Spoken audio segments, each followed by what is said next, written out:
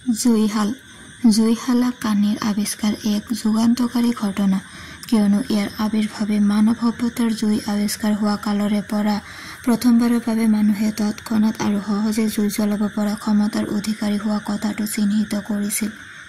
1680 খ্ৰীষ্টত ইংলেণ্ডৰ ৰবাৰ্ট বয়লে ছালফাৰৰ প্ৰলেপযুক্ত কাঠি ফছফৰাছৰ সংস্পৰ্শলৈ আনি জুই জ্বলাব পৰা এক প্ৰকাৰৰ জুইশলা কাঠি প্ৰস্তুত কৰিছিল।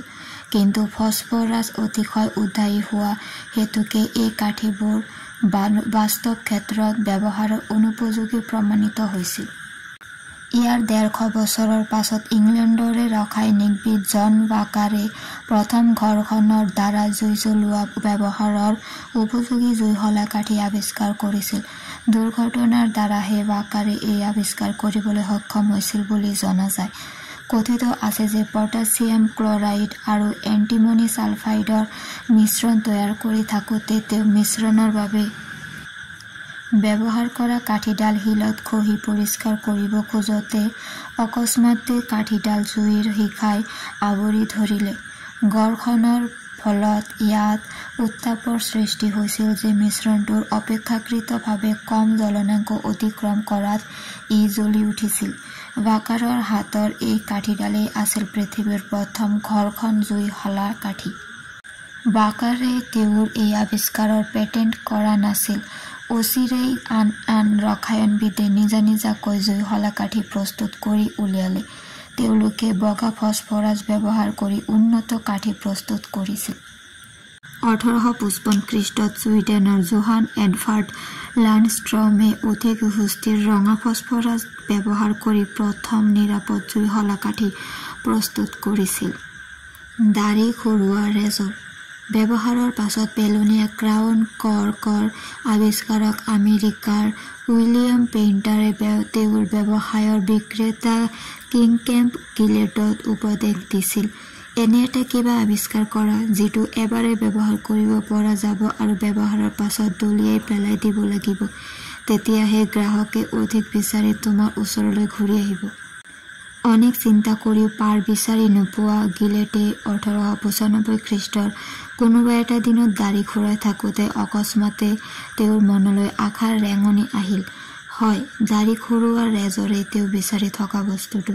পুৰণি কালৰে পৰা যুগ ধৰি পুৰুষসকলে দাঢ়ি খুৰাই আহিছে। এটা যুগত শংখ বা হাড়েৰে, পৰৱৰ্তী যুগত ব্লেডেৰে। 18 শতিকাত ইংলেণ্ডৰ শেফিল্ডত ষ্টীলৰ খহটা ৰেজৰ প্ৰস্তুত কৰা হৈছিল। কিন্তু এই খহটা ৰেজৰবোৰত সদায় নিয়মীয়াকৈ দাঢ়ি খুৰোৱাৰ আগে ধাৰ দি ল'ব লগাত পৰিছিল। সেয়ে ই ব্যৱহাৰৰ বাবে বৰ সুবিধাজনক নাছিল। গিলেটে অনুভৱ কৰিছিল যে ব্যৱহাৰৰ পাছত পেলনীয়া ব্লেডেই হ'ব পেইণ্টাৰৰ উপদেশ পালনৰ বাবে নিখুঁত সমাধান। ষ্টীল প্ৰস্তুতকাৰকসকলে গিলেটক জনালে যে তেওঁ বিচৰা ধৰণৰ ষ্টীলৰ ব্লেড প্ৰস্তুত কৰা অসম্ভৱ কথা। গিলেট অকণো দমি নগ'ল। তেওঁ নিজা প্ৰচেষ্টাত আমেৰিকান ছেফটি ৰেজৰ কোম্পানী প্ৰতিষ্ঠা কৰিলে। তেওঁৰ এজন কৰ্মচাৰী উইলিয়াম নিকাৰছনৰ সৈতে লগ লাগি গিলেটে চেপেটা দুয়োকাষে ধাৰ থকা ব্লেড প্ৰস্তুত কৰি উলিয়ালে আৰু ইয়াৰ লগত নাতি দীৰ্ঘ হেণ্ডেল বা ব্লেড হোল্ডাৰ এডাল সংলগ্ন কৰি ইংৰাজী টি বৰ্ণটোৰ ৰূপ দিলে।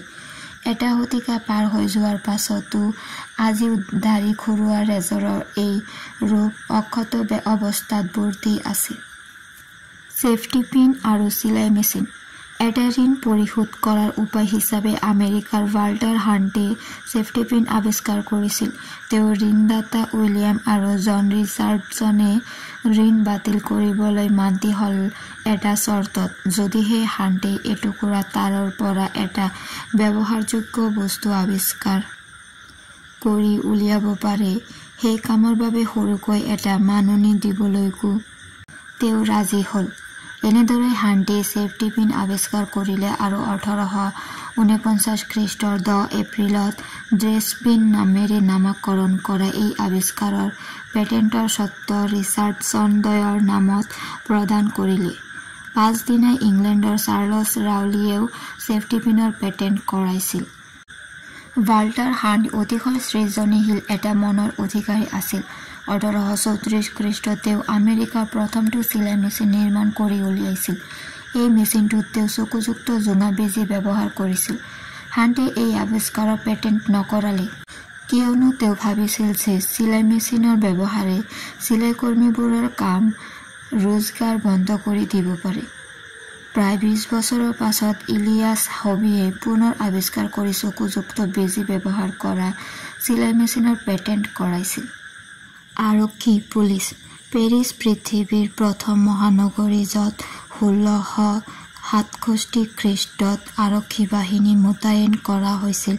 এই আৰক্ষী বাহিনী ন্যায়পালিকাৰ আওতাৰ বাহিৰত পৰিচালিত হৈছিল। আংশিকভাৱে ৰাজঘৰীয়া প্ৰহৰী দলৰ পৰা গঢ়লৈ উঠা পেৰিছৰ আৰক্ষী বাহিনীৰ আগমনৰ ফলত প্ৰথমবাৰৰ বাবে ন্যায়পালিকাৰ অধিকাৰ আৰু আইনৰ বলৱৎকৰণ দুয়োটা বিষয় পৃথক হৈ পৰিছিল।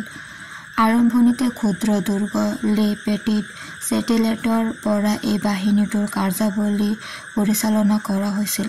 1698 খ্ৰীষ্টত পণ্টনুফৰ সমীপলৈ আৰক্ষীৰ মুখ্য কাৰ্যালয় স্থানান্তৰিত হয়। এই আছিল প্ৰকৃতাৰ্থত পৃথিৱীৰ প্ৰথম আৰক্ষী নিৱেশ। 1829 খ্ৰীষ্টত পেৰিছ আৰক্ষী পৃথিৱীৰ প্ৰথম গণবেশ ইউনিফৰ্মত পৰিহিত বাহিনী হিচাপে স্বীকৃত হয়। সেই বছৰৰ শেষৰ ফালে ইংলেণ্ডত ছাৰ ৰবাৰ্ট পিলৰ মহানগৰীয় মেট্ৰপলিটান আৰক্ষী বাহিনী গঠন কৰা হৈছিল। পেৰিছ আৰক্ষীৰ গণবেশ গ্ৰহণৰ ঘোষণা কৰা অধ্যাদেশত এইদৰে লিপিবদ্ধ কৰা হৈছিল।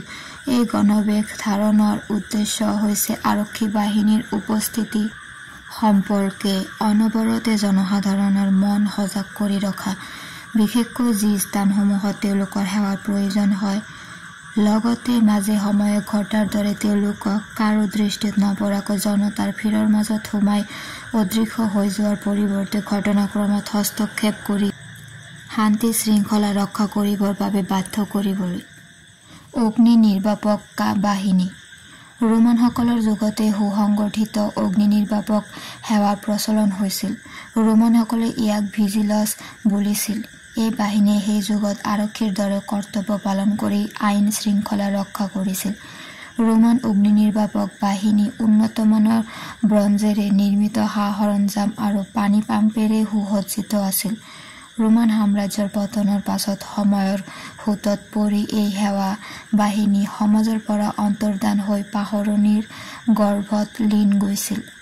মধ্যযুগীয় ইউৰোপত পুনৰ জৈনময় যন্ত্ৰপাতিৰ ধাৰণা আৰম্ভ হ'ল। প্ৰাৰম্ভিক অৱস্থাত হাতেৰে চালিত পানী পাম্পৰ সৃষ্টি হ'ল। ডাঙৰ আকাৰৰ শক্তিশালী পাম্প চকাৰ ওপৰত সংস্থাপিত কৰি অগ্নি নিৰ্বাপক ইঞ্জিন নিৰ্মাণ কৰা হ'ল। 1518 খ্ৰীষ্টত জাৰ্মানীৰ অগছবাৰ্গ মহানগৰীত এন্থনী ৱাল্ডনাৰে প্ৰথম এনে ইঞ্জিন নিৰ্মাণ কৰিছিল। জুই শিখাৰ ঢুকি পাবলৈ প্ৰায়ে এনে ইঞ্জিন অতি ভয়াৱহভাৱে জুইৰ নিচে কাষলৈ চপাই নিব লগা হৈছিল। 1672 খ্ৰীষ্টত এই সমস্যাৰ সমাধান কৰি প্ৰথমে নেদাৰলেণ্ডছৰ জান ভান ডাৰ হেইজডলে লেতু-সেতু দীঘলীয়া জুই নুমুৱা পাইপৰ আৱিষ্কাৰ কৰিছিল। 17 শতিকাৰ ভিতৰতে অগ্নিবীমা কোম্পানীবোৰৰ ব্যৱসায়িক স্বাৰ্থ ৰক্ষাৰ প্ৰয়োজনত অভিজ্ঞ বিশেষজ্ঞ কৰ্মীৰে গঠিত অগ্নি নিৰ্বাপক বাহিনীৰ পুনৰ গঠন ঘটিল। মনত ৰাখিবলগীয়া, ফৰাচী বীৰ নেপোলিয়ন বোনাপাৰ্টে সাধাৰণতে তেওঁৰ সেনাবাহিনীৰ পৰা প্ৰথম পেছাদাৰী অগ্নি নিৰ্বাপক যুঁজাৰুৰ সৃষ্টি কৰিছিল বুলি জনা যায়। Paper clip.